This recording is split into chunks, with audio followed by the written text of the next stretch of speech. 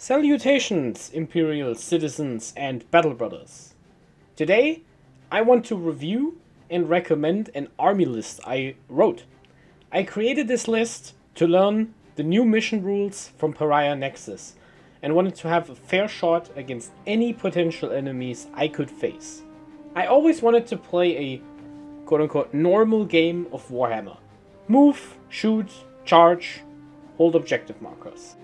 A list with enough damage to pass defensive walls, enough units to score victory points, and the flexibility to move aggressively against passive armies and act passive against aggressive ones. To that purpose, I have played a total of 10 games with this list before registering it for a 3-round tournament. Did I succeed? Let's find out together. For starters, we have Marneus Calgar and the Victrix Guard as our warlord. An apothecary biologist with the fire discipline enhancement, a captain with power fist and the honor vehement enhancement, 5 assault intercessors as our only battle line unit, followed by 1 unit of scouts and 1 squad of assault intercessors with jump packs, 2 units of inceptors, 1 with bolters and 1 with plasma, a big unit of eradicators, a small unit of eradicators, a break of 6 aggressors with flamestorm gauntlets, 1 impulsor with a shield dome, a big land raider redeemer, and lastly 1 gladiator reaper. We are playing the Gladius, which means we have access to 3 once per game abilities called doctrines. Devastator Doctrine, Advance and Shoot, Assault Doctrine, Advance and Charge, Tactical Doctrine, Falling Back while doing both. This gives us a lot of flexibility on the table and allows our Space Marines to apply their damage in a critical moment or situation. We are taking 2 of the 4 available enhancements. Fire Discipline gives the leader's unit sustained hits 1. In addition, while the Devastator Doctrine is active, a critical hit is scored on a 5+. That means our Apothecary Biologist and his unit will generate extra attacks and automatic wounds at the same time. The Honor Vehement gives the bearer +1 strength and attacks, but while the Assault Doctrine is active, he gets +2 instead. If we factor in the once per game ability of the captain for 3 extra attacks, that means he swings his power fist 10 times at strength 10. The Gladius has access to 6 stratagems. Armor of Contempt allows a unit to take better armor saves. This is a particularly useful stratagem on models with a 2-up save like the Land Raider Redeemer or the Victrix Guard.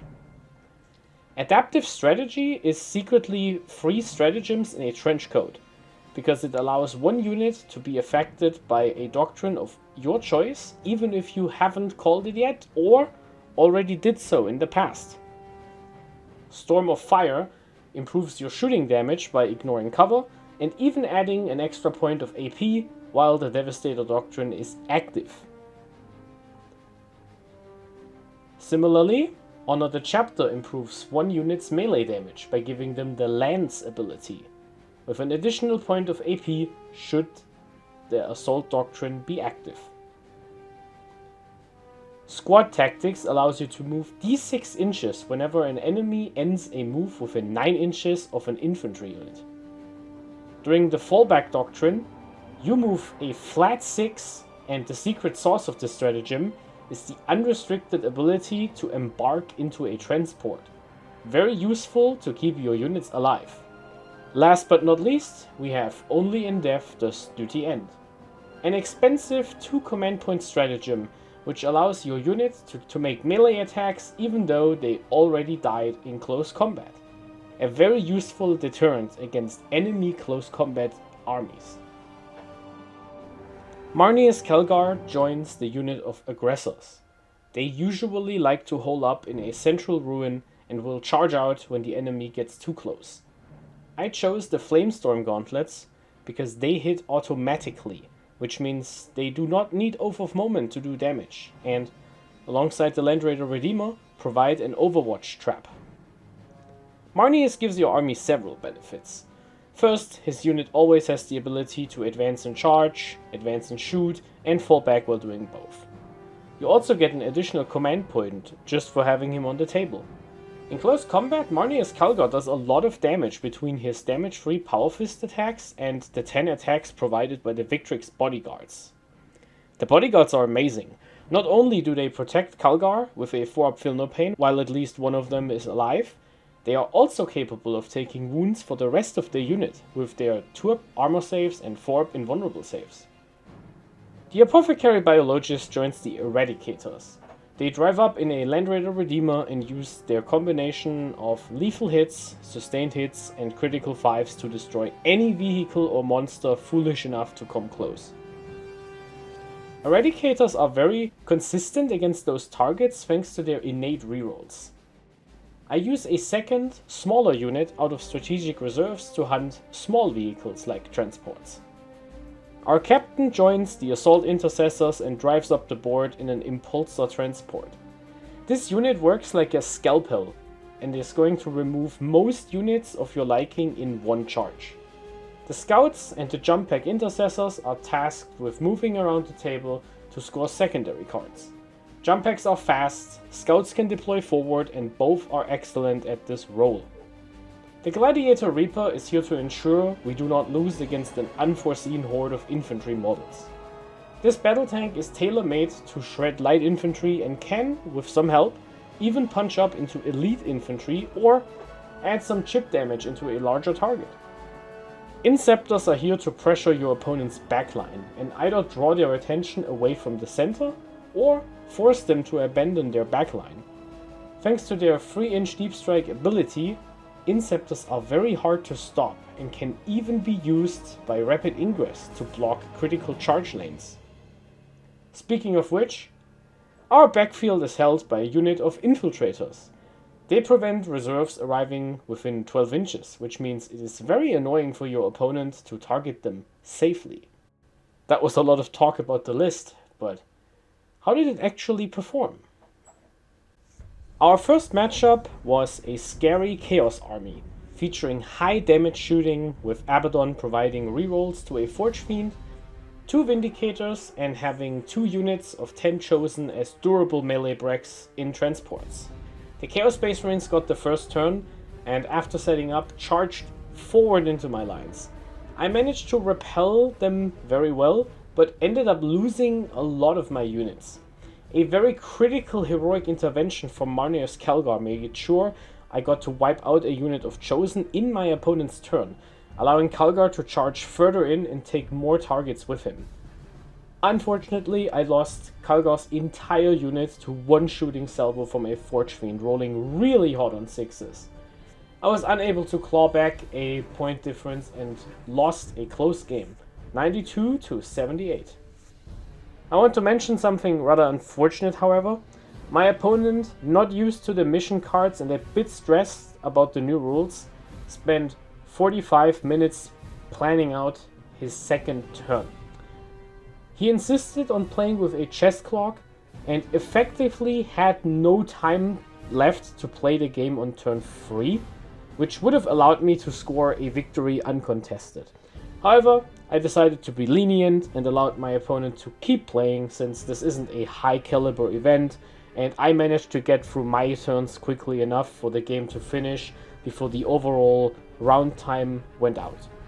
To me, playing a full game of Warhammer is more important than getting a non-interactive win.